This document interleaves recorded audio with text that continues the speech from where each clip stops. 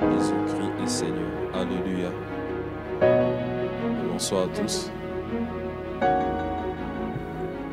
Gloire à Dieu.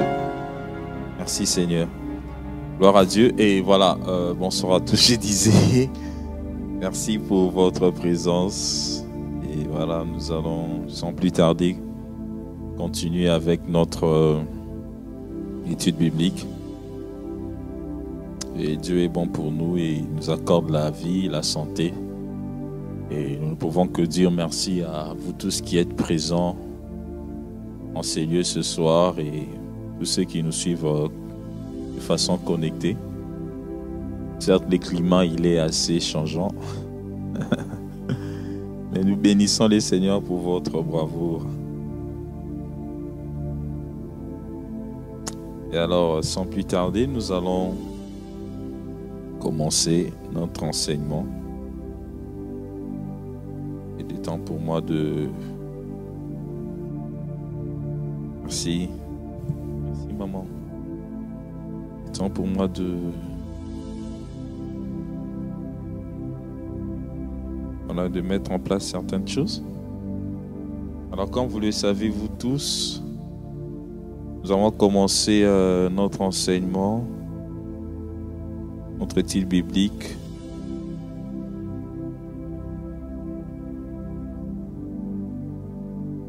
Qui a pour thème les défis d'un héritier. Amen. Défis d'un héritier, mais d'association et procrastination. Donc nous allons encore aujourd'hui entamer la deuxième partie, parce que le mercredi écoulé avant Métanoïa, nous avons commencé la première partie. Nous avons normalement 4 parties. Alors aujourd'hui, on va faire un effort de finir la deuxième partie et le mercredi prochain, Dieu aidant, nous pourrons prendre les 2 autres parties. Avant tout, je veux prier. Précieux Père, merci Seigneur pour ta grâce. Depuis ce matin, tu nous as protégés, tu m'as protégé. Seigneur, mon Dieu, j'étais sorti, mon Dieu, le transport, tout ce que j'ai pu faire, Seigneur, était sous ton contrôle. Merci Seigneur de me permettre de me retrouver ce soir encore dans ta maison, afin d'échanger avec ton peuple. Que toute la gloire te soit rendue au nom de Jésus. Amen. Merci au pasteur, merci à tous les responsables encore pour cette opportunité qui nous est accordée. Alors, sans plus tarder, si la communication est avec moi, donc...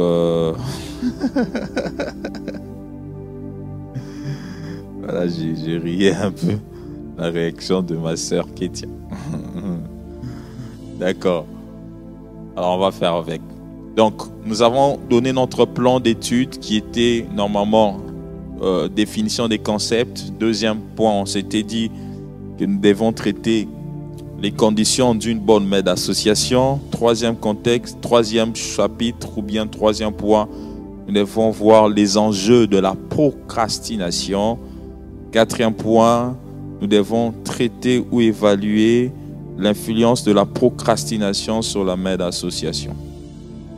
Alors, nous avons donné 2 passages de base la fois dernière, qui était Actes chapitre 2, le 42e verset, Ecclésiaste chapitre 11, le 6e verset. Donc, j'aurais besoin d'un bien-aimé pour lire pour nous. Ouais, voilà. Parce que je ne sais pas bouger, faire de tout à la fois. Est-ce que vous pouvez nous aider à lire Actes chapitre 2, le 42e verset? Merci, sœur Gloria.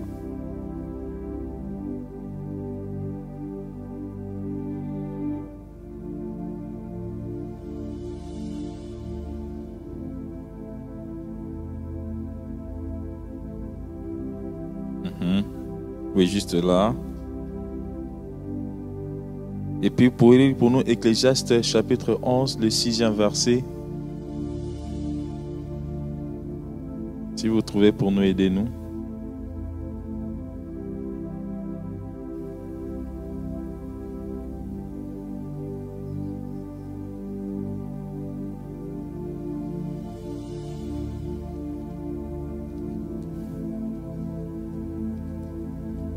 Ecclésiaste 11:6. Oui, s'il te plaît.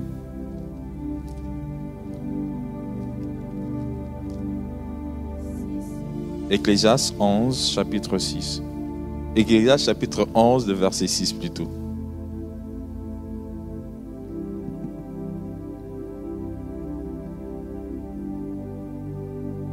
Ah, il est là. Maintenant, vas-y, tu peux lire.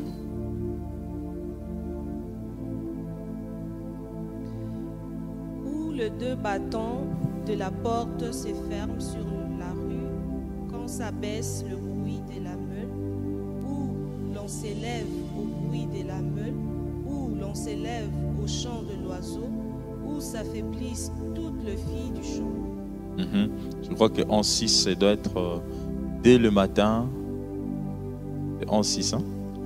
Oui. Dès le matin, sème ta sémence, et le soir ne laisse pas reposer ta main, car tu ne sais point ce qui réussira, ceci ou cela, ou si l'un et l'autre sont également bons.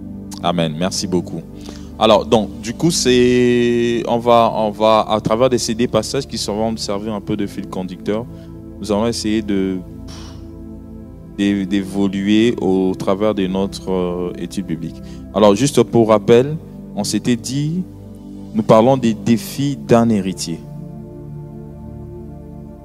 Nous le savons tous en fonction du thème de notre année que nous sommes héritiers et nous sommes co-héritiers en Christ, avec Christ. Alors, lorsqu'on parle des défis, nous avons défini défis comme étant les défis se réfèrent à des situations ou des circonstances difficiles, complexes.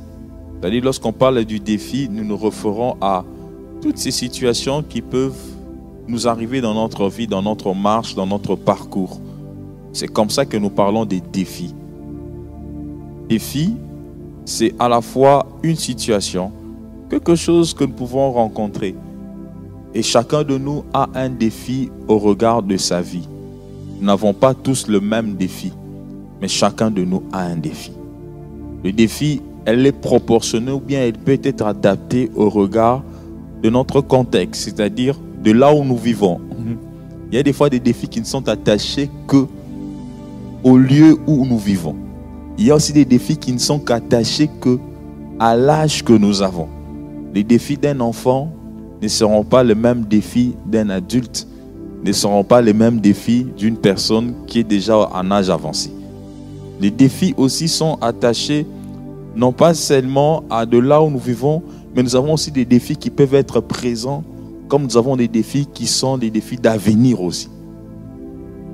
C'est-à-dire que chacun de nous, au niveau où il est, au regard de ce qu'il fait, peut rencontrer des défis. Nous pouvons rencontrer des défis au niveau des études. Nous pouvons aussi rencontrer des défis au niveau du travail. Nous pouvons aussi rencontrer des défis dans le mariage. Nous pouvons aussi rencontrer des défis dans le fiançailles. Nous pouvons aussi rencontrer des défis en étant célibataire. Je ne sais pas si on se comprend. C'est-à-dire que chacun de nous a un défi quelque part. Alors, face à ces défis, qu'est-ce qui se passe? Ce que nous, en tant qu'enfants de Dieu, nous sommes appelés à relever ces défis. Amen, amen. Nous ne sommes pas appelés à subir la problématique du défi, mais nous sommes plutôt appelés à relever le défi. Pourquoi? Parce que nous avons Dieu avec nous. C'est la chose que, bien aimé, nous voulons garder en esprit. Et en tant qu'héritier, nous voulons parler des défis qui concernent l'héritier. C'est-à-dire que les défis qui concernent celui qui a cru en Jésus, les défis qui concernent celui qui a accepté Jésus-Christ dans sa vie. Nous voulons plutôt nous apaisantir sur cela. Alors si c'est là, si je suis d'accord technique, on peut me balancer la deuxième slide de la définition de défi des concepts. Merci. On s'est dit que le défi, c'est référé à des situations ou des circonstances difficiles, complexes ou stimulantes qui nécessitent des efforts, des compétences ou de ressources pour être surmontées ou relevées avec succès. C'est-à-dire que l'objet de notre entretien ou de notre échange, c'est que nous voulons ensemble être capables de relever nos défis, mais avec succès. Amen, amen. Ce n'est pas simplement dire, voilà, j'ai une situation compliquée qui m'arrive, je reste là en train de pleurer. J'ai une situation qui m'assaille, j'ai une situation qui me tourmente. Voilà, je me dis, je me contente de cette situation. Non, mais plutôt, nous voulons, au travers de la parole de Dieu, trouver les éléments, trouver la force nécessaire pour relever les défis qui se présenteront face à nous. Que ce soit les défis présents ou les défis d'avenir. Amen, amen. En résumé, on s'est dit, lorsqu'on parle des défis, c'est une opportunité pour nous pour expérimenter une croissance personnelle.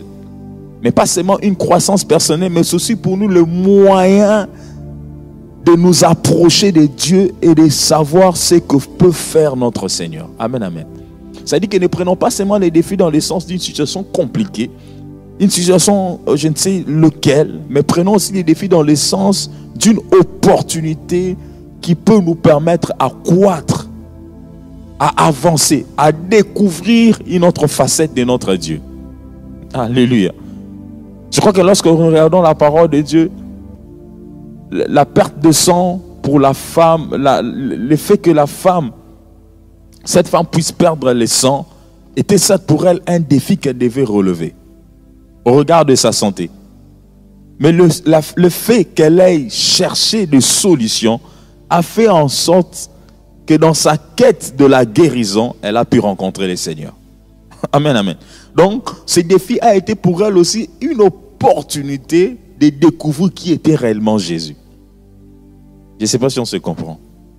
C'est-à-dire, oui, nous pouvons avoir des défis, mais sachant, frères et sœurs, que nous ne devons pas nous laisser abattre par les défis, mais nous devons plutôt chercher des solutions. On peut me donner la slide 4, s'il vous plaît?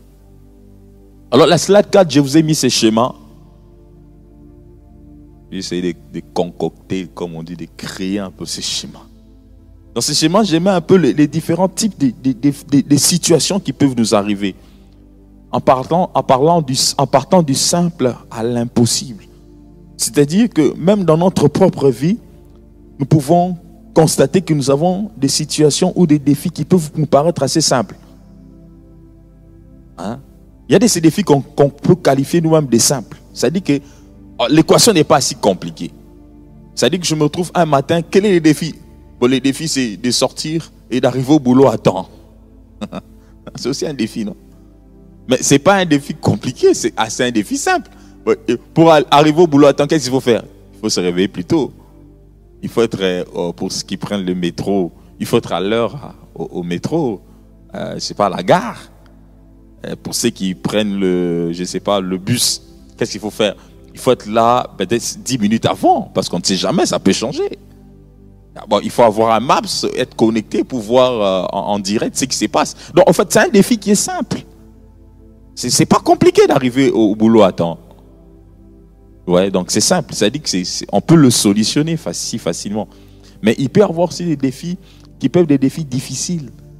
Ça dit que la ressource ou bien ce qu'il faut mettre pour résoudre ces problèmes, ça ne dépend pas que de ma volonté, mais ça dépend aussi d'autres aspects.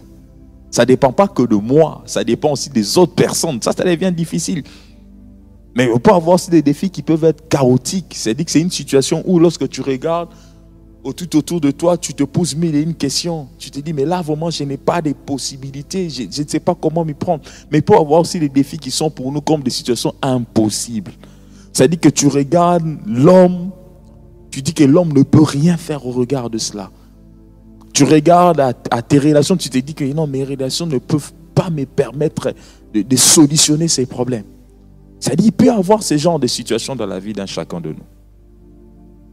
Mais j'aimerais dire à quelqu'un, avec Dieu, nous ferons des exploits. Alléluia.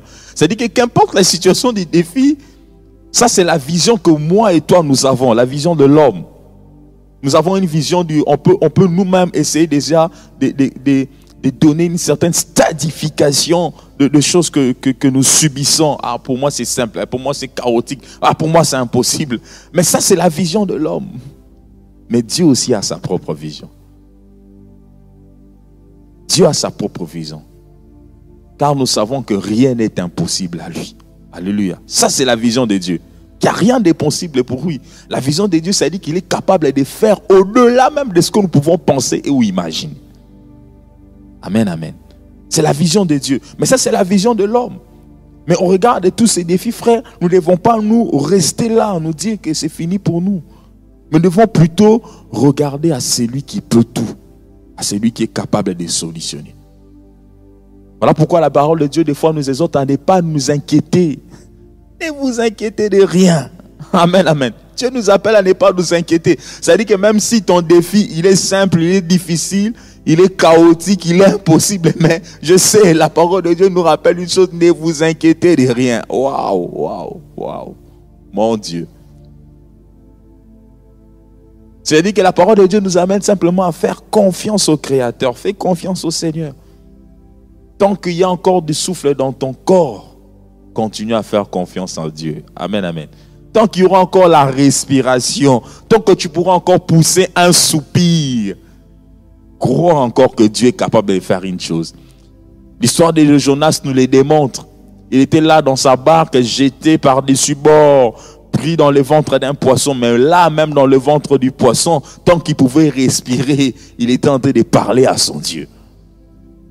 Vous vous rendez compte? Une situation peut dire impossible. Vous pouvez dire, voilà, je suis dans l'abîme. Même l'expression qu'il utilise, c'est l'expression de quelqu'un qui se trouve dans l'abîme, qui se retrouve loin de Dieu. Mais il parle encore au Créateur. Il dit, je sais que je te verrai, je verrai ta gloire. Et le Seigneur, là, dans le ventre du poisson, écoute la prière de son serviteur et fait quelque chose. Amen, amen. Je ne sais pas quel peut être ton défi, mais qu'importe le défi que tu veux relever, qui se présente au devant de toi, qu'importe la stadification que tu peux donner de la vision humaine que tu as, sache qu'on a un Dieu dans le ciel qui est capable de tout faire. Alors on s'est donné quelques points, quelques défis. S'il vous plaît, la slide suivante. Quelques défis en tant qu'héritiers. Nous nous sommes dit, le premier défi que nous, en tant qu'héritiers, nous sommes appelés à relever, c'est le défi de souffrir avec Christ. La slide 5. C'est le défi de souffrir avec Christ. Nous avons ces défis, bien aimés, en tant que co-héritiers, c'est de souffrir avec Christ. Ce n'est pas le défi, frères et sœurs, que de relever des défis au regard de notre vie, mais premier défi, bien aimé, c'est de souffrir avec Christ. Alors je vais chercher rapidement ce passage, j'espère que je vais le trouver. Le défi de souffrir avec Christ. Oui, nous voulons vivre beaucoup de choses avec le Seigneur. Nous voulons bénéficier de la bénédiction. Oui, Romains chapitre 8, 17 à 18, je vais lire, la Bible dit, or, Romains chapitre 8, 17, la Bible dit, or, si nous sommes enfants, nous sommes aussi héritiers. Héritiers de Dieu et co-héritiers de Christ. Si toutefois, j'aime bien la précision que la parole de Dieu apporte, si toutefois, nous souffrons avec lui, afin d'être glorifiés avec lui. Voilà. Or, si nous sommes enfants, nous sommes aussi héritiers. Héritiers de Dieu, co-héritiers de Christ. Si toutefois, nous souffrons avec lui, afin d'être glorifiés avec lui. Oui, nous voulons être héritiers. Ah, je vais bénéficier de l'héritage, la bénédiction, la guérison, le progrès, la sanctification, l'onction, l'impactation, tout ce qu'on veut. En tant qu'héritier, vous savez, lorsque vous êtes héritier, vous avez beaucoup de bénéfices. Mais la Bible continue à rajouter un élément que j'aime bien. Si toutefois, c'est-à-dire qu'il y a une condition, c'est-à-dire que celui qui veut être héritier doit aussi être en mesure de faire quoi? De relever les défis de la souffrance, les défis de souffrir avec Jésus, avec Christ. Ça, frères et sœurs, c'est hyper important. Mais beaucoup d'entre nous, des fois, nous voulons bien bénéficier de tout ce qu'on nous est promis dans la parole de Dieu. Tu seras la tête et non la queue. Tout ce que la parole de Dieu nous promet, nous voulons bénéficier. Nous le voulons, nous le croyons. J'ai dit, c'est une bonne chose. Amen. Il faut croire à cela. Car c'est un droit pour nous. Mais n'oublions pas aussi un des devoirs. C'est de relever les défis de souffrir avec Jésus. Amen, amen. Relever les défis de souffrir avec Christ, ça peut être dans notre milieu de travail, à la maison, au boulot, je ne sais pas, au travers de ce que les amis peuvent dire. Voilà, accepte de porter cette marque de chrétien et ou de chrétienne. D'être réellement enfant de Dieu. En fait, ça, c'est souffrir avec Christ. Ça veut dire quoi? C'est accepter de rester droit pour Jésus. C'est accepter de honorer Dieu où que tu ailles, quoi que tu fasses. C'est accepter de faire partie de cette famille d'enfants de Dieu. Alors nous avons aussi parlé des défis de lutter contre les tentations et les désirs charnels. Ça, c'est un défi quotidien. En tant qu'enfants de Dieu, nous avons ces défis de lutter contre les tentations et les désirs charnels. Nous serons tentés, bien-aimés. La tentation sera présente. La tentation sera, bien-aimé, dans notre vie de tout le jour.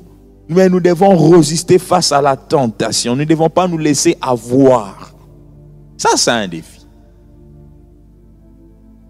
Même lorsque tu te réveilles le matin, tu viens à l'église. Même lorsque tu vas au travail, la tentation sera là.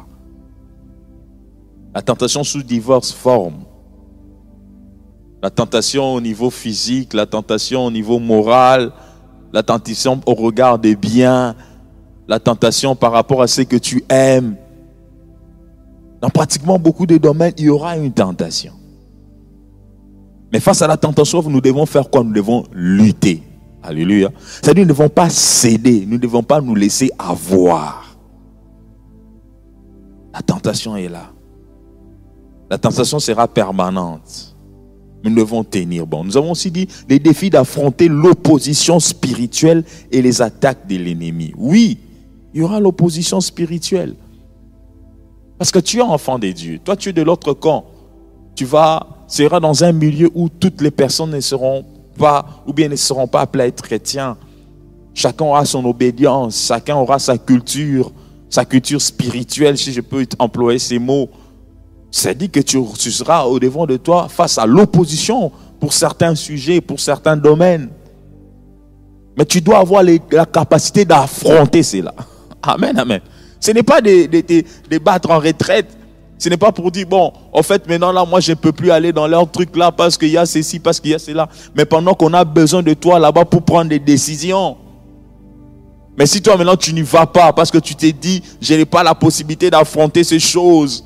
Mais qu'est-ce que tu fais? Tu cèdes ton siège, tu cèdes ta place. Nous devons savoir avec nous, nous avons le plus fort. Lorsque tu vas affronter l'opposition, ce n'est pas toi qui te bats, en fait, c'est les plus que vainqueurs qui combattent pour toi. Et si c'est lui-même qui t'a amené dans ces cadres-là, il sait pourquoi il t'a amené là-bas. Tu n'es pas arrivé là-bas par tes propres forces. En fait, tu es un instrument de Dieu pour faire éclater sa gloire là face à l'affront, face à l'opposition. On a besoin de lire Ephésiens chapitre 6, 12. Et puis nous avons lu les défis de surmonter les doutes et les craintes concernant notre identité en tant qu'héritier de Dieu. Ah, ça j'aimerais vraiment insister. Nous sommes héritiers, mais beaucoup de gens, par moment, quand tu dis tu es héritier du Seigneur, ils se regardent, moi, avec cette situation. Quand tu dis tu es héritier du Seigneur, qui moi? Ah, mais non. Même quand il dit Amen, il dit seulement Amen par mouvement des masses. Amen, Amen. Mais en réalité, quand il se regarde elle-même et quand il se regarde, il dit moi, vraiment, je suis héritier de Dieu.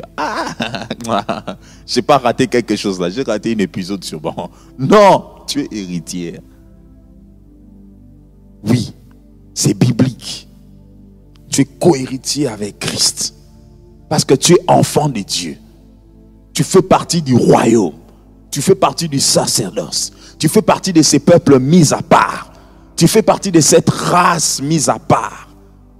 Oui, tu es enfant de Dieu, donc tu es héritier, tu es héritière. Or, c'est un défi que nous devons surmonter tous les jours de notre vie. Pourquoi? Parce que les diables veulent nous faire comprendre que ce n'est pas nous. Or que c'est nous. Alléluia. Par moi, le diable veut te faire comprendre que ce n'est pas toi. Or que c'est toi. Il veut faire ce qu'il a fait dans les jardins d'Éden. Le Seigneur donne une parole claire, mais il veut s'aimer les doutes pour faire sortir une autre théorie. Non, je te dis bien aimé que tu es enfant de Dieu. C'est bien toi. Qu'importe ce que tu es tenté d'observer tout autour de toi, mais c'est bien toi. Ce n'est pas les réalités des situations que tu vis qui doivent réellement déterminer si tu es héritière ou pas héritière. Amen, amen. Je ne sais pas si je me fais comprendre. Ce ne sont pas les réalités de notre vie qui doivent nous faire accepter ou refuser si nous sommes héritiers ou héritières. Nous sommes héritiers ou héritières au travers du sang de l'agneau. Amen, amen. Ça, c'est un défi que nous devons surmonter tout le jour. Qu'importe ce que tu vis, qu'importe la situation par laquelle tu passes, j'aimerais vraiment te rassurer à comprendre une chose, que tu es héritière, que tu es héritier. Crois à cela et tôt ou tard, tu remarqueras les retombées de ta position en Christ. Je dis à quelqu'un, tôt ou tard, tu remarqueras le retombée de ta position en Christ. Parce que tu es enfant de Dieu. Alors nous avons fait un exercice s'il vous plaît. À quelle souffrance ou difficulté devez-vous faire face en ce monde? On s'est posé 3 petites questions. On s'était dit, est-ce que nous passons par des difficultés? Si oui ou non. Mais là, on s'est dit, quelle est la difficulté que nous connaissons ces derniers temps? Que chacun de nous devait énumérer une difficulté. Une. Par laquelle il est en train de passer ces derniers temps. Alors, par rapport à cette difficulté que tu es en train d'expérimenter ces derniers temps, la deuxième question était de savoir quelle parole vivifiante de la part de Dieu a touché ton cœur. Est-ce que as-tu reçu une parole de la part du Seigneur au regard de cette difficulté que tu es en train de connaître? C'était la deuxième étape. Parce que par moment, on peut connaître une difficulté. On peut se retrouver dans une situation où on n'a aucune parole de la part de Dieu. Où on n'a pas cherché. Où on a plutôt pris le temps d'aller regarder les oncles, les amis, les collègues. Mais est-ce qu'avons-nous eu le temps d'aller chercher dans la présence de Dieu une parole, un mot, un signe? Troisièmement, on s'est dit, quel sage conseil recevez-vous d'amis dignes de confiance? Est-ce qu'avons-nous reçu un conseil de quelqu'un, d'un ami qui est digne de confiance? Cet exercice était simplement en train de nous permettre de comprendre les mécanismes, bien les actions que nous pouvons entreprendre lorsque nous avons une situation difficile. C'est-à-dire, premièrement, il y a une dimension verticale, c'est-à-dire vers Dieu. Et il y a une dimension horizontale, c'est-à-dire vers notre semblable. Ce sont des ressources dont nous disposons, c'est-à-dire, regardons premièrement à Dieu. Seigneur, qu'est-ce que tu dis? Voilà, j'ai une situation compliquée. Parlez au notre Père. Faire connaître à notre Père nos inquiétudes, nos problèmes. Nous devons le faire connaître à notre Dieu. Oui, il connaît tout, mais nous devons au moins le parler. Quand Dieu appelle Abraham de quitter Our, Mésopotamie, et qui vient avec son père, il dit, sépare-toi de ta famille, je t'indiquerai le chemin, je marcherai devant de toi, sois intègre devant ma voie, suis-moi. Mais le Seigneur savait pertinemment bien qu'Abraham n'avait pas d'enfant. Alléluia. Mais il le savait. Et puis, du reste même, il vient et dit, je veux changer ton nom. C'est lui qui vient même changer le nom d'Abraham. Il savait la condition d'Abraham. Il n'est pas ignorant. Mais qu'est-ce qu'Abraham fait? Abraham parle à Dieu, je m'en vais sans un héritier. Amen, amen. Mais pourquoi Abraham ne s'était pas tué? Il pouvait dire, mais Dieu, tu connais, non? Mais Abraham au moins a parlé à Dieu. Alléluia. Et Dieu a répondu. Lorsqu'on parle à notre Dieu répond. Il répond d'une façon, tantôt d'une manière comme de, mais notre Dieu répond. Dieu a répondu. Abraham ne s'est pas tué. Et Abraham a continué à insister à Dieu. Mais Seigneur, donne-moi un fils. Et le Seigneur a accordé. Voilà la relation verticale. Qu'importe les défis que nous vivons, bien aimé, parlons à Dieu. Tant qu'il n'a pas dit de t'arrêter, continue à parler à Dieu. Ne te fatigue pas. Tant qu'il n'a pas dit d'arrêter, continue. Tu vois comment ça dit, cette prière, ça devient même une récitation. Vous savez tellement que des fois, il y a des choses pour lesquelles on prie tellement trop qu'on a même récité les phrases. Ça devient comme une récitation. Seigneur Jésus, tu dis, mais Seigneur, je t'ai dit cette prière 1001 fois. Je suis même fatigué de dire. Je dis à quelqu'un, continue. Tant qu'il n'a pas dit non. Alléluia. Et c'est hyper important.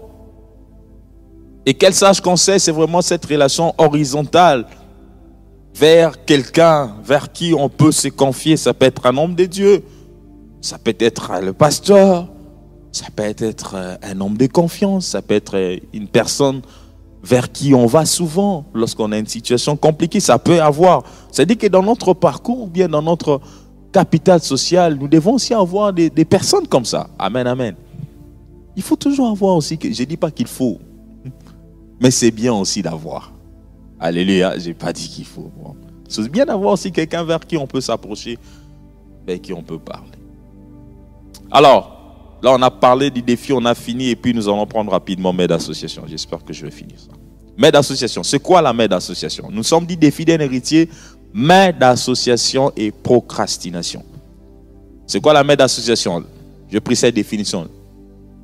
Dans la Mets d'association, il y a deux mots, je peux dire deux mots, il y a la main et il y a association. Voilà, mais c'est deux gros concepts. On peut prendre une définition assez simple pour essayer de le définir. Je l'ai défini comme étant une association est un groupe organisé de personnes formées dans le but de promouvoir un intérêt commun. Des membres, soit les regroupements de nos ressources et de nos dons pour un but précis. Donc, c'est juste un groupe, voilà, organisé des personnes formées dans le but de promouvoir un intérêt commun.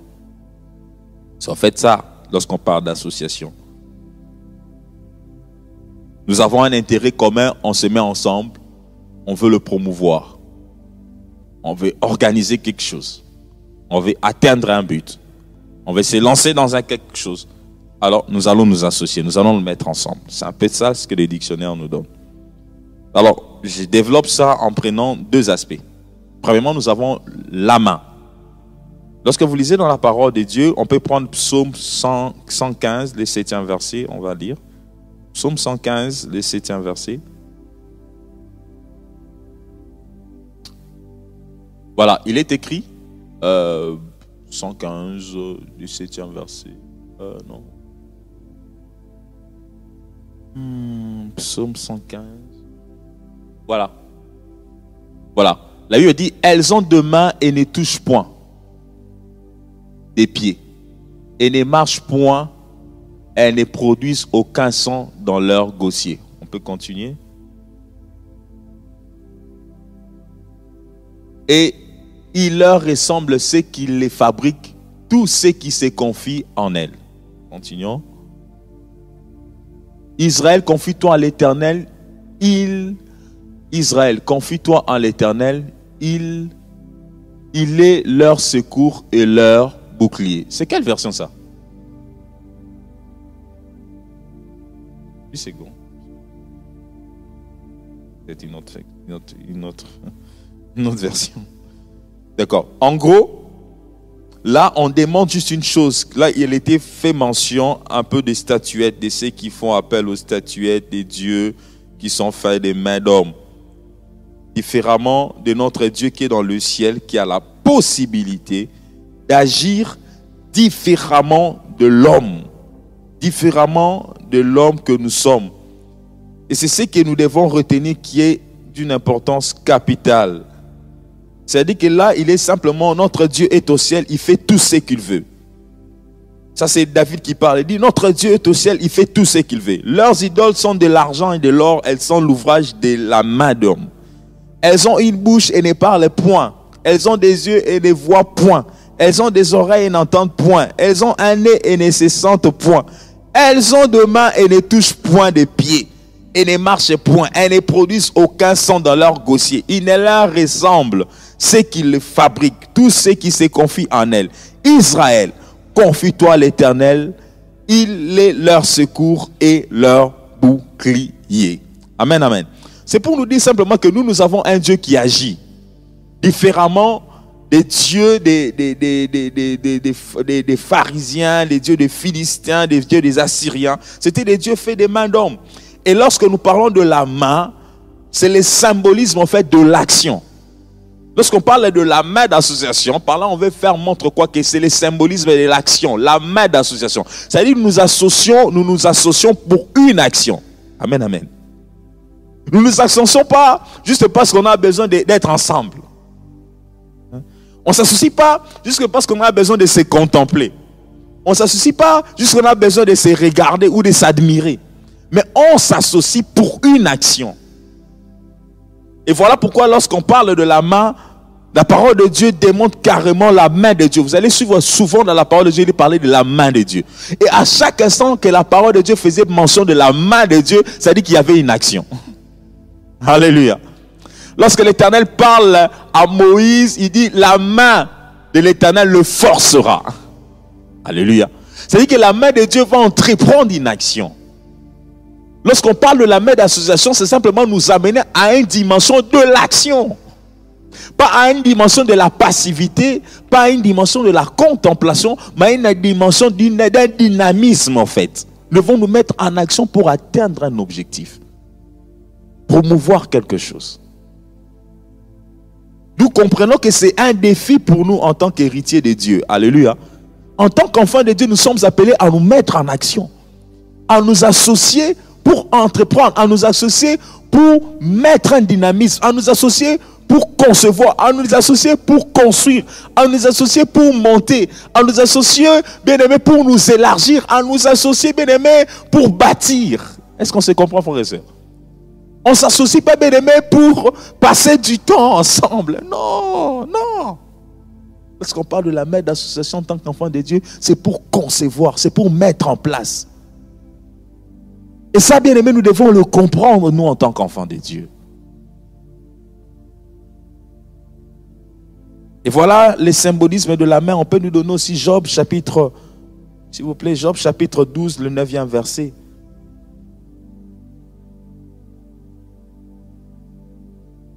Oui, Job chapitre 12, le 9e verset. Je veux voir.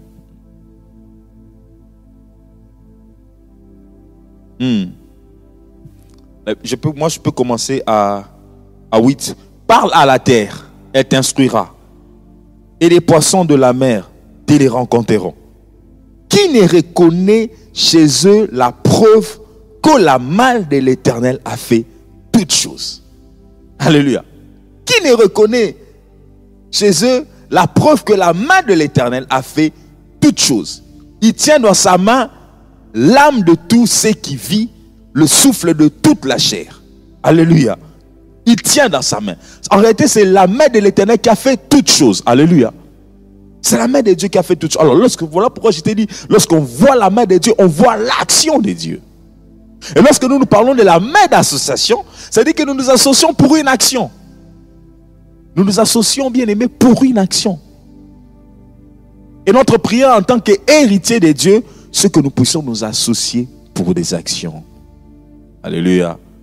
Pour des actions. Et lorsque je parle des actions, il n'y a pas un domaine qui nous est interdit. Il n'y a pas un domaine où on va dire non, là-bas, non. Nous devons nous associer pour des actions. En tant qu'enfants de Dieu. Alléluia. Pour des actions. Pour des actions qui doivent répondre à des besoins. Est-ce que je me fais expliquer?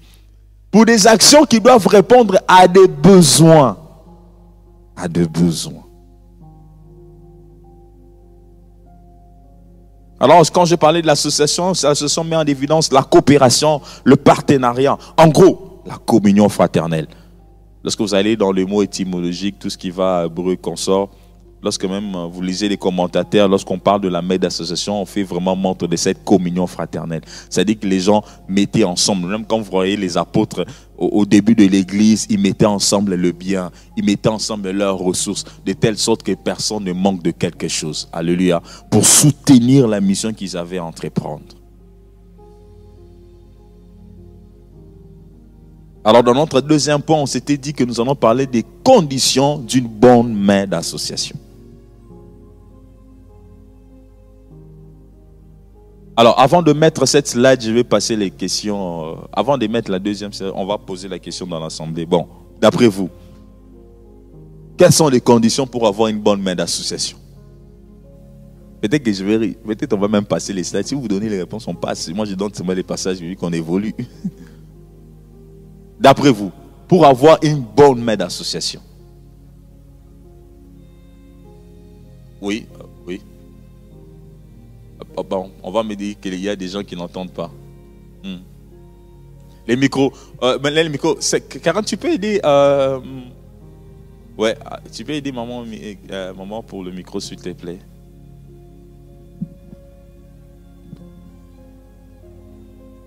Ouais, merci.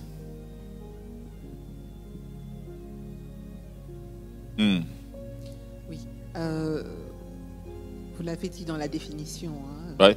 Il faut que les membres les gens qui se mettent ensemble aient un même objectif. Ok. Une volonté de participer activement à la recherche de ce but commun. Si, quelqu'un d'autre veut rajouter quelque chose? Ma soeur, tu t'appelles comment? Benita, tu veux rajouter quelque chose? La patience. Ok. Tu peux donner un micro? On va dire, les gens qui sont dans le... Oh, la famille connectée va dire, on n'entend rien. On va mettre les micros. Oui, vas-y. J'aurais dit la patience parce qu'il y a certaines personnes qui sont pas faciles à faire des affaires avec eux. Et souvent, faut vraiment supporter, avoir un grand cœur et vraiment de la patience. La patience. Oui. D'accord. Dernière intervention. Oui, maman Cheryl. Il faut avoir les finances. Il faut avoir les finances. J'aime bien quelqu'un qui me disait toujours celui qui paye donne le temps. Merci. Voilà. Voilà. Vous avez tout dit. Hein. Alors moi, je vais simplement appuyer ce que vous avez dit par les passages bibliques. Ok. On va prendre alors les slides. Voilà. Vision, objectif clair. Galates 2.9. On peut lire ensemble. Galates chapitre 2.9. On va lire là-bas. Et ayant reconnu la grâce qui m'avait été accordée, ça c'est l'apôtre Paul. Galates 2.9.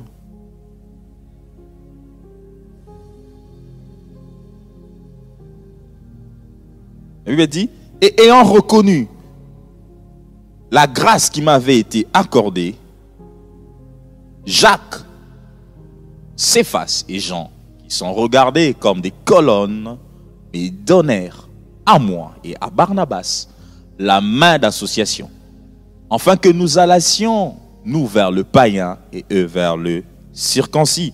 On peut continuer, passage qui suit, s'il vous plaît. Ils nous recommandèrent seulement de nous souvenir de pauvres, ce que j'ai bien eu soin de faire. C'est l'apôtre Paul qui parle. Et lorsque vous remarquez déjà dans ces passages rencontrent tout ce que nous avons dit ici. Premièrement, les passages mettent en évidence la vision en fait. L'objectif. Et cette vision, cet objectif bien aimé, se passe déjà au travers de ses disciples. Là, il s'agit de Paul, il s'agit de Pierre, il s'agit de Jean.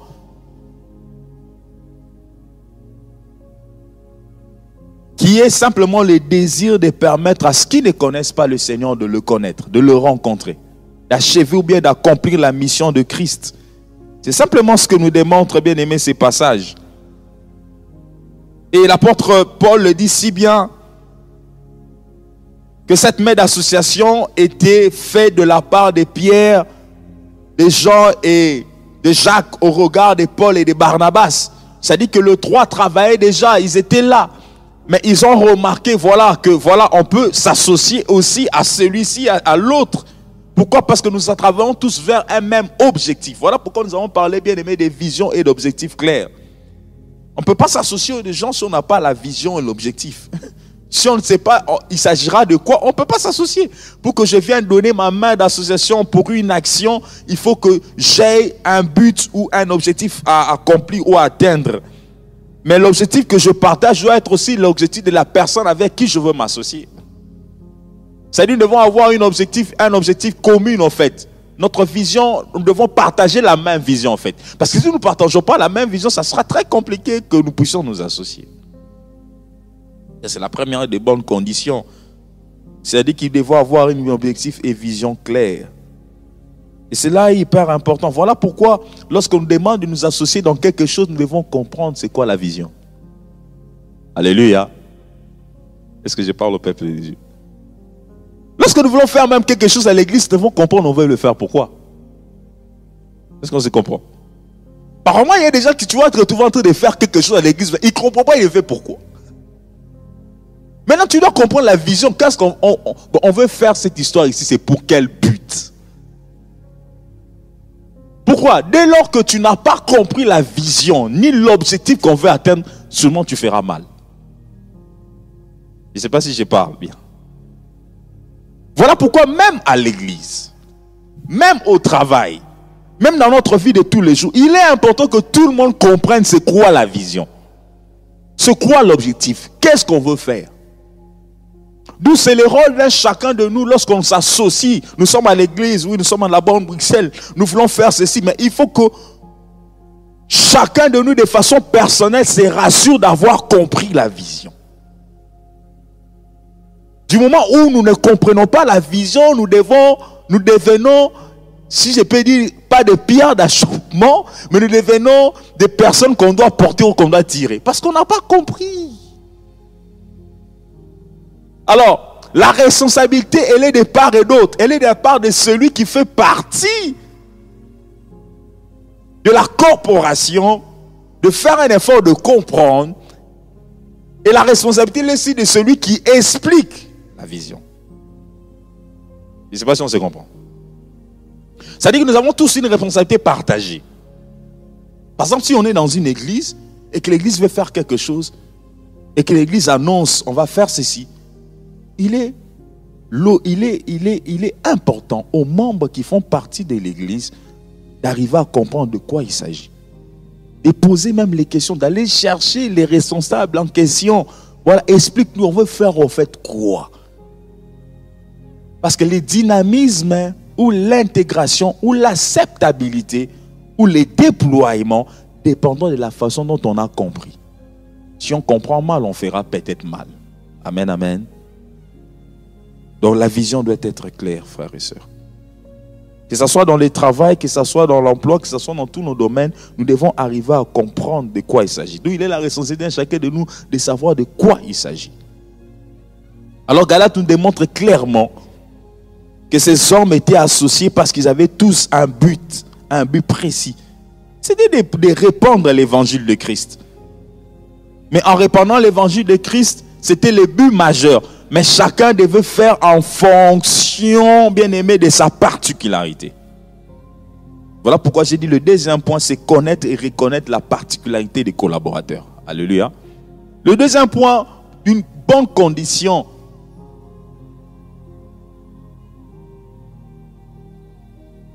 pour une main d'association, c'est de connaître et de reconnaître la particularité des collaborateurs. C'est-à-dire que moi qui viens vers toi, je dois être capable de faire quoi? De connaître d'abord ta particularité. Lorsque l'apôtre Pierre ou Jean-Jacques arrivent vers Paul, c'est-à-dire qu'ils ont reconnu eux-mêmes déjà la particularité de Paul. Alléluia. C'est qu'ils savaient que non, celui-là, il prêche l'évangile, certes, mais il s'adresse plus aux païens. Amen. Et nous allons vers le juif. C'était ça sa particularité. C'est-à-dire qu'il faut arriver d'abord à connaître. Par moments, nous voulons nous associer aux gens, mais nous n'avons pas pris le temps de connaître leur particularité, ni de connaître leur force. Est-ce que je parle à quelqu'un? On veut s'associer à quelqu'un, on veut travailler avec quelqu'un, mais on ne peut pas prendre le temps de connaître qui il est réellement. Mais en fait, il fait quoi? Il faut prendre le temps de connaître la personne. Connaître ce qu'il est. Et nous, en matière d'église, pour connaître la personne, par moment, c'est les témoignages. Alléluia. Parce qu'il y a toujours un témoignage. Ça dit que si la personne, on la rencontre aujourd'hui, on va peut-être demander en termes d'église, voilà, quel est son témoignage, voilà, tu as travaillé au pied de qui, voilà, qui est ton père spirituel, voilà, on aura besoin du témoignage. Dans les entreprises, vraiment, ce qu'ils font, ils vont te demander une attestation des services rendus où tu as travaillé, tes attestations des services. Ils peuvent même aller au plus tard, même demander les extraits du casier judiciaire, n'est-ce pas? Mais pourquoi on demande ça au fait? C'est pour connaître qui est la personne. Et par moment, on peut aller au-delà, pendant les interviews, on peut poser d'autres questions pour savoir, tu as fait quoi? On va regarder ton CV. Tous ces éléments-là, en fait, c'est parce qu'on a besoin de connaître la personne. Alléluia. Parce qu'on veut s'associer avec lui. On veut travailler avec lui. Nous, il faut connaître cette personne. Connaître sa particularité, connaître qui il est. Au-delà de cela, il y a une dimension qui est de reconnaître aussi. Parce que par moment, on peut connaître, mais on ne reconnaît pas. Je ne sais pas si je parle bien. Par moment, on peut connaître, mais on ne le reconnaît pas. Je connais qu'il fait ça, mais je ne le reconnais pas. C'est-à-dire qu'arriver à une dimension, je connais qu'il fait ceci, mais je reconnais aussi qu'il est capable de le faire. Ça, c'est une deuxième étape. C'est-à-dire qu'on peut connaître que la personne soit informaticien. Mais je ne reconnais pas qui le fait. Je peux connaître ses papiers, mais je ne reconnais pas cela. Ça, c'est une autre dimension. Voilà pourquoi j'ai dit qu'il est important de connaître et de reconnaître la particularité des collaborateurs, la particularité des personnes avec qui on veut collaborer, la particularité des personnes avec qui on veut s'associer. Et ces passages nous démontrent assez de façon équilibrée, si je peux le dire ainsi, la particularité de Paul et de Pierre. Lui-même le dit clairement, il dit, ceux qui sont le plus considérés, quels qu'ils aient été jadis, cela ne m'importe pas. Dieu ne fait point exception de personne. Ceux qui sont le plus considérés ne m'imposent rien. Au contraire, voyant que l'évangile m'avait été confié, voyant que l'évangile m'avait été confié, pour les incirconcis comme à Pierre, pour les circoncis, car celui qui a fait de Pierre l'apôtre des circoncis a aussi fait de moi l'apôtre de païens. Ils avaient déjà reconnu. Et voilà pourquoi ils ont donné la main d'association à l'apôtre Paul et Barnabas, parce qu'ils avaient reconnu cette particularité en lui. Donc, bien aimé, il est important, nous qui voulons nous lancer dans les actions, de savoir connaître et reconnaître la particularité qu'ont les personnes qui sont tout autour de nous. Si nous ne connaissons pas cela, nous devons faire un effort, bien aimé, d'arriver à connaître et à reconnaître. Une étape. Troisième point, c'est poursuivre un intérêt. On ne peut pas s'associer, bien aimé, si on n'a pas un intérêt qu'on poursuit. On a tous un intérêt. Pourquoi vous venez à l'église? Pourquoi on vient à l'église? Question directe, hein? La famille connectée, pourquoi vous venez à l'église? Dites-moi, pourquoi vous venez à l'église? À la technique, pourquoi on vient à l'église? Tchatché. Pourquoi nous venons à l'église? Dites-moi, quel est l'intérêt à ce que nous venons ici? C'est une question compliquée. Piège? Non, je ne fais pas de piège. Pourquoi vous venez à l'église? Ben, pourquoi tu viens à l'église? On peut répondre oui. Chacun dans le micro. Moi, je viens à l'église pour être avec la famille chrétienne. Mm-hmm. 2, pour apprendre, par exemple, ce soir, pour apprendre la parole. Mm-hmm. Et voilà. Merci, oui. Très bonne réponse. Quelqu'un d'autre veut rajouter? Karen, tu réponds quoi? Pourquoi tu viens à l'église? Pour rendre un culte agréable à Dieu. Et aussi venir à l'église, on parle du dimanche là? Non, je parle de l'église. Oui. Je sais pas, c'est comme de l'essence à notre moteur. Mm-hmm. Vu tous les défis qu'on peut avoir dans la semaine et tout ça, quotidiennement. Ok. C'est-à-dire que vous avez tous donné des très bonnes réponses. C'est-à-dire qu'il y a un intérêt. S'il n'y avait pas cet intérêt-là, vous n'allez pas venir à l'église. C'est parce qu'il y a un intérêt. Donc moi j'y vais, c'est parce que j'ai un intérêt. En fait, c'est ça même quand on veut s'associer. C'est parce qu'on doit avoir un intérêt. Si on n'a pas d'intérêt, on ne va pas s'associer. Voilà pourquoi tu peux commencer à dire à quelqu'un, viens. Tant qu'il n'aura pas d'intérêt, ça ne sert à rien. Il faut susciter l'intérêt dans son cœur. Alléluia. Et la personne qui sait susciter des fois l'intérêt dans notre cœur, c'est le Saint-Esprit. C'est l'Esprit de Dieu qui sait susciter par moment l'intérêt. Tu sens que le Saint-Esprit t'a dit de convaincre quelqu'un, je commence à sentir ces derniers temps, j'ai besoin d'aller à l'église. J'ai besoin. Et par moment, c'est soit nous qui pouvons susciter l'intérêt, ou le Saint-Esprit lui-même peut susciter l'intérêt, ou la personne elle-même, en ayant fait une observation, se rend compte que non, j'ai un intérêt. J'ai quelque chose que je dois trouver là-bas. J'ai quelque chose que je dois rencontrer là-bas. Alors non, je dois y aller. Matthieu 19, 27. Est-ce que vous pouvez me donner ça, s'il vous plaît? Donc nous nous associons, bien aimés, les bonnes conditions pour une bonne association, bien aimé, c'est aussi trouver de l'intérêt. Pierre, prenant la parole, lui dit, voici, nous avons tout quitté et nous t'avons suivi. Quand sera-t-il pour nous? Alléluia. J'aime l'apôtre Pierre. Il dit, mais Seigneur, nous avons tout quitté, nous t'avons suivi, mais en fin de compte, quand sera-t-il pour nous? Et j'aime le discours de Pierre. Vous savez, Pierre parle au pluriel.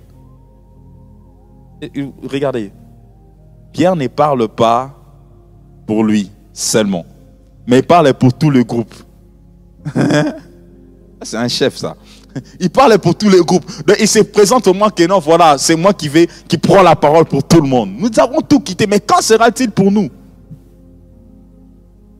Donc, frères et sœurs, il est important de comprendre ces choses. C'est-à-dire, nous devons poursuivre un intérêt. Lorsque tu quittes chez toi, tu viens les dimanches à l'église, tu dois venir pour un intérêt. Est-ce qu'on se comprend? Je ne vais pas parler des intérêts humains, je parle des intérêts spirituels d'abord. Viens, comme on l'a si bien dit, rencontrer Dieu, expérimenter quelque chose, bénéficier de, voilà, d'une visitation, voir Dieu se manifester, un intérêt. À chaque instant que tu te revois le matin, je vais à l'église, viens avec intérêt. J'ai dit à quelqu'un, viens avec intérêt, sois capitaliste dans la présence de Dieu. Permettez-moi les termes. Je vais utiliser des termes assez forts. Mais sois capitaliste dans la présence de Dieu. C'est-à-dire capitaliste dans la dimension spirituelle de la présence de Dieu. Amen, amen. Tu dois avoir un intérêt. Ne viens pas comme tout le monde. Non, viens avec intérêt. Nous devons poursuivre l'intérêt. Et Pierre n'a pas eu du mal à les demander à Dieu. Mais regardez, Jésus-Christ répond. Jésus-Christ réagit à cette réponse. Donne une réponse. Si vous êtes toujours avec moi, la communication, s'il vous plaît.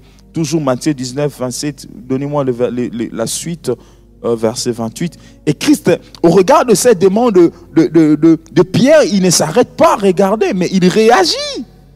Il dit, Jésus lui répond, je vous le dis en vérité, quand les fils de l'homme, au revêtement de toutes choses, sera assis sur le trône de sa gloire, vous, écoute bien, vous qui m'avez suivi, vous serez de même assis sur 12 trônes et vous jugerez les 12 tribus d'Israël. Alléluia. Il est le rémunérateur de ceux qui les cherchent. Amen, amen. Notre Dieu est le rémunérateur de ceux qui les cherchent. Tu suis Dieu, mais Seigneur, je te suis, mais c'est comment? Oh, mais il faut parler, il faut parler. Il faut parler. Moi, à un moment donné, j'ai dit, mais Seigneur, non, entre nous vraiment. Je te sers, je te parle de toi, mais c'est comment? C'est comment cette affaire? C'est comment? Dieu rémunère, bien-aimé. Amen, amen. Alors, il faut oser. Je ne vais pas dire oser, mais il faut le parler, il faut lui dire, il faut prier. Et si on continue, s'il vous plaît, nous pouvons continuer au verset 29. Et quiconque aura quitté, à cause de mon nom, ses frères, ou ses sœurs, ou son père, ou sa mère, ou sa femme, ou ses enfants, ou ses terres, ou ses maisons, recevra les centuples et héritera la vie éternelle. Alléluia. Voilà la meilleure encore des récompenses qu'elle a, la vie éternelle. La vie éternelle, alléluia. Ça, c'est encore des acquis que nous avons en revenant, en étant dans la présence de Dieu. Donc, poursuivre un intérêt. Les bonnes conditions du même association, une vision claire. Connaître et reconnaître la particularité des collaborateurs. C'est important. Poursuivre un intérêt. Quatrièmement, la volonté de Dieu. Alléluia. Pour s'associer à des hommes et des femmes bien-aimés, nous devons connaître aussi la volonté de Dieu.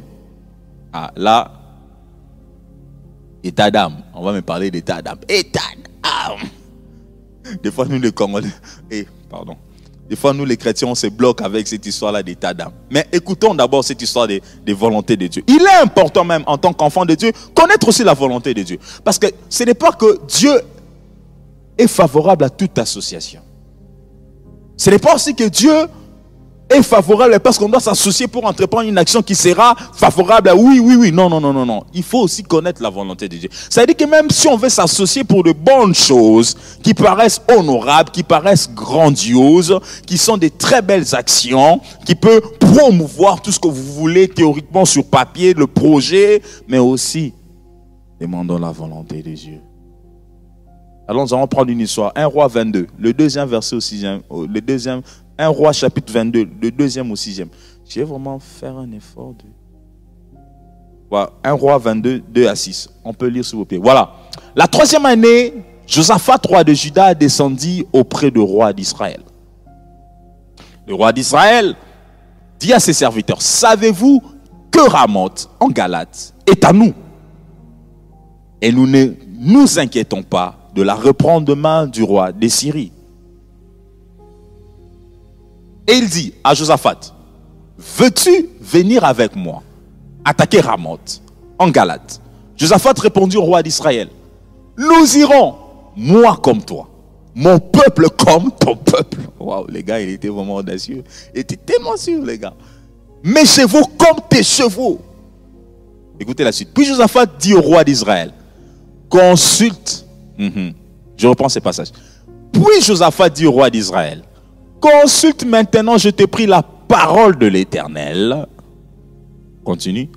Le roi d'Israël ensembla les prophètes, au nombre d'environ 400, et leur dit, irai-je attaquer Ramoth en Galate, ou dois-je y renoncer? Et ils répondirent, monte, et le Seigneur la livrera entre les mains du roi. On peut s'arrêter là-bas, on va revenir. Donc vous voyez, là c'est le roi Akab, roi d'Israël, qui demande la main d'association de son frère, le roi Josaphat, qui est le roi de Juda. C'est-à-dire, vous savez, avec les chiistes, tout ce qu'il y a eu avec Israël, il a été séparé en deux. Les 10 tribus étaient de l'autre côté, 2 tribus de l'autre côté. Donc, il y a eu scission après le règne de Salomon avec tous les désordres qu'il y a eu. Vous pouvez lire roi, vous pouvez lire chronique. Oui, je sais, maman. Vous pouvez m'accorder 5 minutes aujourd'hui, s'il vous plaît. Parce que je vais déborder de 5 minutes. Parce que voilà. Et alors, au regard de cette séparation, maintenant, il y a un problème. Il y a un territoire qui fait partie des villes de refuge. Lorsque vous allez lire un peu, vous allez tomber à Ramoth, faisait partie des villes de refuge. Mais qui était entre les mains des envahisseurs. Alors Akab s'est dit, mais c'est pas possible. On doit récupérer, c'est notre terre. Dieu nous avait donné de conquérir. Là, maintenant, je parle un peu à la manière de la conquête. C'est notre terre. Nous avons conquis cette terre. Ça vient de nous. C'était une bénédiction qui venait de notre Dieu. C'est notre promesse. Nous devons bénéficier de cela. En réalité, c'était légitime. Amen, amen. C'était vraiment légitime d'aller récupérer ces territoires-là. Parce que c'est un territoire qui appartient à Israël. Alléluia. C'était leur terre. Est-ce qu'on se comprend bien? C'est-à-dire que la proposition d'Akab, en termes de légitimité, était correcte. C'était un territoire qui appartenait à Israël. Ça n'appartenait pas aux envahisseurs. Donc ils avaient tout le plein droit de s'élever et d'aller les récupérer. Est-ce qu'on se comprend? Donc, si on veut mettre cette proposition sur papier, on dira qu'il avait raison. Ah, mais moi je veux commencer à me moquer de, mais vraiment vous autres, vous avez des armées, vous servez à quoi? C'est votre terre, vous devez le récupérer. Sur papier, l'association était correcte. Mais le problème, c'est lequel? Oui, sur papier était correct. Mais Josaphat dit, attends, mais consultons quand même l'Éternel. Voilà pourquoi je dis, parmi les bonnes conditions d'une bonne main d'association, il faut aussi connaître la volonté de Dieu. Même si le projet paraît clair, paraît correct, paraît légitime, c'est notre droit, c'est notre devoir. Consultons l'Éternel. Amen, amen. Parce que dans cette histoire, si même moi j'étais contemporain, j'étais là, j'allais dire, mais écoutez, mais les gars, on perd du temps. Allons reprendre notre terre. Et puis en plus, c'était une ville de refuge. Ça a toute une histoire. Ah. Mais lorsqu'ils vont consulter le Seigneur, il y a un prophète qui vient qui s'appelle Michée. Lorsque Michée arrive, bien aimé, il prophétise, il dit, est-ce qu'on peut continuer s'il vous plaît? On parle là où Michée parle, je ne sais pas si c'est à 8 ou à 9, je ne sais plus. Toujours dans 1 Roi 22, 6, 9, 2 à 6. Essayez de nous trouver ça s'il vous plaît. Lorsque Michée arrive, Michée parle de façon, bien aimé, à ne pas encourager le roi ni le peuple d'y aller. Il n'a pas un langage qui peut encourager le roi. C'est un roi plutôt, qu'est-ce que je dis? Il n'a pas le langage qui peut encourager le roi de monter avec sa troupe. Il n'a pas ce langage-là. Plutôt, il emploie un autre langage. Et le roi se décourage. Voilà, le roi d'Israël répondit à Josaphat, il y a encore un nom par qui l'on pourrait considérer l'Éternel, mais je le hais. Oh my God. Vous savez, quand je vois ces rois, je me dis, c'est comme aujourd'hui, quand on vient prêcher la sanctification, on dit aux gens des vérités. Ah, moi, c'est pasteur, là, pasteur est à condamner. On dit quoi? Il était à condamnation. On était à condamnation. Des fois, des gens n'aiment pas qu'on dise certaines vérités. C'est ce que nous vivons dans notre époque. Beaucoup de gens, lorsque tu commences à parler des vérités, au coucher, c'est un péché, au faire ceci, c'est un péché. Ah, les gens ne vont plus t'apprécier. Ils vont même pas, quand ils te voient même sur YouTube, on te zappe. Chou! Chou! Non, lui là, il me fait des migraines dans la tête. Mais c'est la vérité. Alors c'est comme Michel aussi à cette époque-là, il disait la vérité. Voilà, Josaphat les haïssait. Et plutôt Akab le haïssait. Il dit, il ne prophétise rien de bon. Il ne me prophétise que du mal. C'est Michée, fils de Shima. Et Josaphat dit que le roi ne parle pas ainsi. On peut continuer s'il vous plaît, j'aime bien c'était ça. Alors le roi d'Israël appela un eunuque et dit, fais venir de suite Michée, fils de Shimla. On peut y aller. Voilà. Le roi d'Israël et Josaphat, roi de Juda, étaient assis chacun sur son trône revêtus de leurs habits royaux dans la place à l'entrée de la porte de Samarie. Et tous les prophètes prophétisaient devant eux. Tous ces 400 ne faisaient que dire du bon. On continue s'il vous plaît. C'est des chasses fils de Canaan, c'était fait de corps de fer. Voilà, il y a même quelqu'un qui a fait une illustration. On peut sauter, passons à 12, je cherche l'homme, Michel va parler. Et tous les prophètes prophétisaient de même en disant, monte à Ramoth, Gala, tu auras du succès, l'Éternel est livré entre les mains du roi. Nous continuons 13. Les messagers qui étaient allés appeler Michel lui parlait ainsi. Voici les prophètes d'un commun accord. Écoute maintenant, influence. La personne qui doit venir parler, on lui influence déjà. Écoute. Tous les prophètes ont dit ceci. Des fois, dans notre monde, nous sommes des gens veulent que tout le monde s'aligne vers une tendance. Vous allez voir quelqu'un même, il ne pense pas comme ça, mais tout le monde, il faut qu'on se mette en accord. Que ta parole soit donc comme la parole de chacun d'eux. Annonce du bien. Nous continuons. Oh, on a besoin de tels hommes aujourd'hui comme Michée. Michée répondit, l'Éternel est vivant. J'annoncerai ce que l'Éternel me dira. Nous continuons. Lorsqu'il fut arrivé auprès du roi, le roi lui dit, Michée, irons-nous attaquer Ramoth en Galade ou devons-nous y renoncer? Il lui répondit, monte, tu auras du succès. Et l'Éternel il livra entre les mains du roi. Nous continuons 16. Et le roi lui dit, combien de fois me faudra-t-il te faire jurer de me dire que la vérité au nom de l'Éternel?